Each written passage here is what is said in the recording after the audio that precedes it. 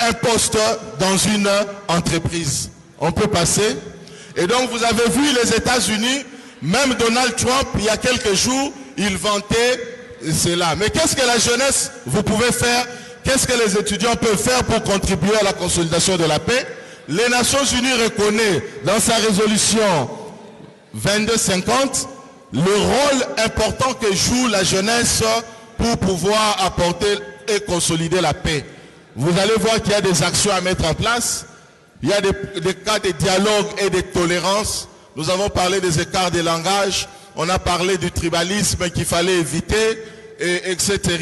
Mais également, il faut que les entreprises, que les jeunes soient créateurs d'entreprises. Il faut créer des entreprises. J'ai vu ici, par exemple, il y a beaucoup d'opportunités, mais il y a peu d'entreprises pour résoudre ces opportunités.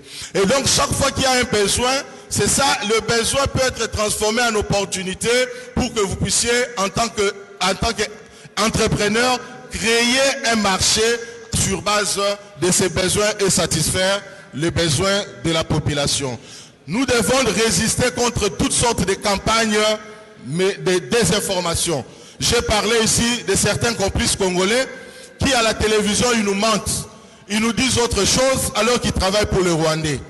Ils sont en train de dire qu'ils aiment le pays, ils luttent pour le peuple alors qu'ils luttent pour leur propre ventre. Ils militent plutôt pour l'intérêt de leur famille, l'intérêt personnel. On peut passer. Alors ça, ce sont que des photos, les exemples de ce que vous pouvez faire aussi. Ça, ce sont des jeunes avec ce message comme ça, aussi simple, mais c'est un message qui passe, qui a eu beaucoup de répercussions jusqu'au niveau des États-Unis. Vous pouvez passer encore. Là, par exemple, vous voyez, à l'UPN, j'ai vu à Kinshasa les étudiants des établissements et des universités de Kinshasa qui ont rédigé un mémorandum le 30 octobre. Ils ont déposé à l'ambassade des États-Unis pour exiger la signature de l'accord direct entre RDC et le Rwanda. Et ça, c'était le 30 octobre. Directement, ça a accéléré les choses. Le 4 décembre, l'accord a été signé. Ça veut dire que vous pouvez faire quelque chose.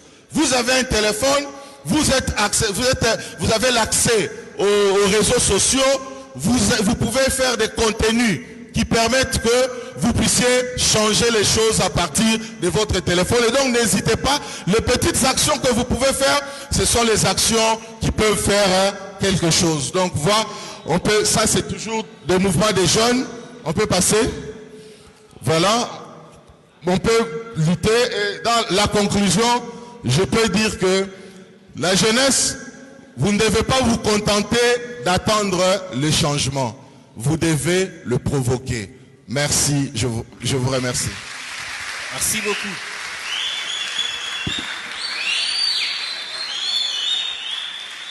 Merci beaucoup, M. Kaska Songo, pour...